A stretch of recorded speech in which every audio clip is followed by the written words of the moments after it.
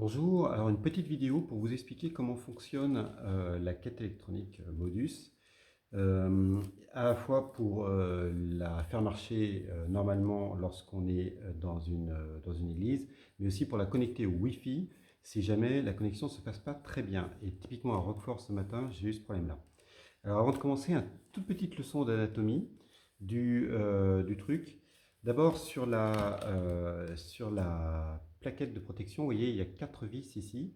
Et en fait, ces 4 vis qui sont aimantées et qui servent à connecter enfin, à fixer la plaquette blanche à ces 4 vis qui sont ici. Et en fait, c'est important que le haut de la plaquette blanche corresponde au haut ici.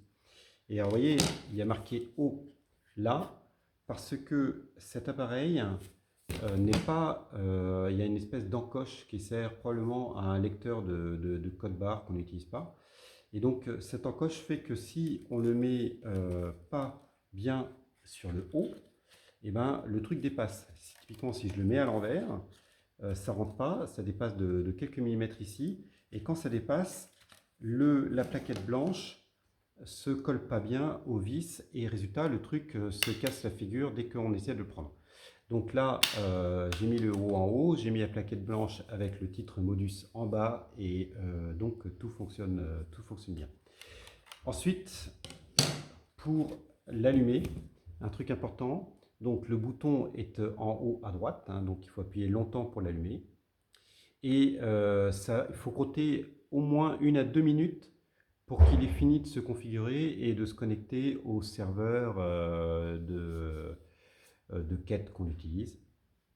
Donc c'est bien de le faire avant la messe.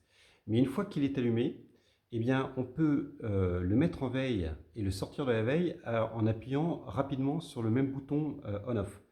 Et c'est important parce que c'est l'écran qui consomme les piles. Donc ça ne sert à rien de laisser l'écran allumé. En plus, c'est moche.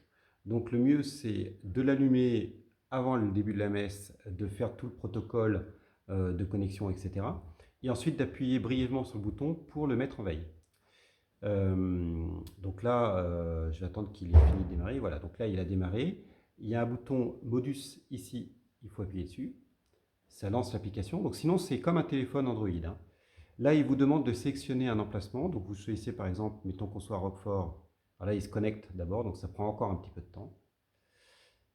Voilà, donc là, on choisit, je vais y arriver, voilà, soit Roquefort, soit le Rouret. Alors c'est en gris clair sur fond gris clair, donc on n'y voit rien du tout. Mais une fois que vous avez sélectionné, c'est affiché bien, donc là on le voit à peu près. Sélectionnez la célébration, vous avez le choix entre quête fête, quête dominicale, puis vous pouvez scroller un petit peu vers le bas pour en avoir d'autres. Donc il y a quête mariage, quête obsèque, etc. Donc là je vais prendre quête dominicale parce que c'était un dimanche, et ensuite on fait suivant. Et là, le truc est prêt à prendre des cartes. Et donc, je peux le mettre en veille simplement en appuyant une fois encore sur ce bouton-là. Donc, j'appuie un petit coup, il se met en veille. Je reclique un petit coup, il se rallume. Donc, ce n'est pas un problème de le laisser en veille, en fait, toute la semaine. On l'éteint un petit coup, on le remet à charger et il reste en veille comme tous nos téléphones qu'on éteint en vrai jamais. Si vous voulez l'éteindre, il faut appuyer longuement sur le bouton on-off et là il propose un petit menu pour soit l'éteindre, soit le redémarrer. Donc là je ne vais pas l'éteindre tout de suite parce que je voudrais vous montrer comment le connecter au Wi-Fi.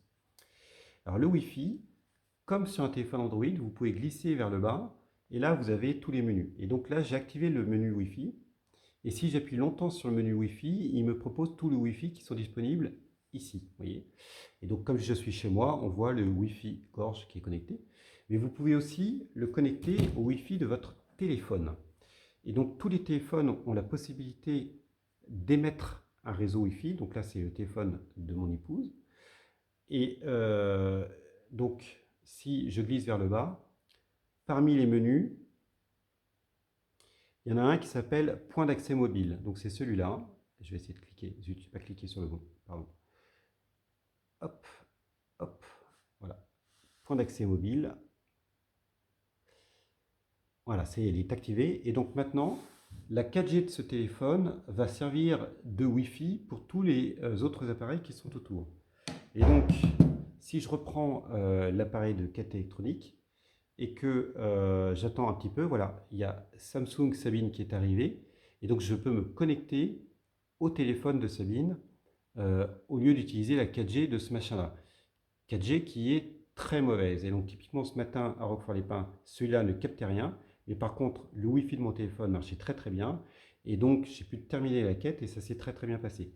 Le mieux, c'est que on le connecte au Wi-Fi de quelqu'un qui va faire la quête. Comme ça, le téléphone qui reçoit la 4G et qui émet le Wi-Fi reste à côté de l'appareil. Mais à la rigueur, si on laisse le téléphone qui fait la 4G à 10-20 mètres, ça marche aussi. Donc, il suffit que la personne, entre guillemets, soit dans l'assemblée pour que ça fonctionne bien. Et au pire, s'il cesse de recevoir le Wi-Fi, il rebascule automatiquement sur la 4G. Donc c'est plutôt une bonne technique de le connecter au Wi-Fi du téléphone de la personne qui fait la sacristie dans la journée, parce que ça fait toujours, entre guillemets, deux possibilités de se connecter, soit par le téléphone de la sacristine, soit par la 4G de l'appareil, et ça double en fait les chances de succès pour une bonne connexion. Voilà, c'est tout. Sinon, pour le reste, c'est assez évident. Vous cliquez sur le montant que vous voulez payer et puis ensuite vous mettez votre carte. Les gens parfois pressent très très fort avec leur carte, ça sert à rien. Il suffit de laisser la carte à 1 ou 2 cm, ça marche très bien. Bon, après, c'est pas la peine de leur dire, les gens y arrivent d'une manière ou d'une autre. Voilà, allez, très bonne journée et à bientôt. Ciao.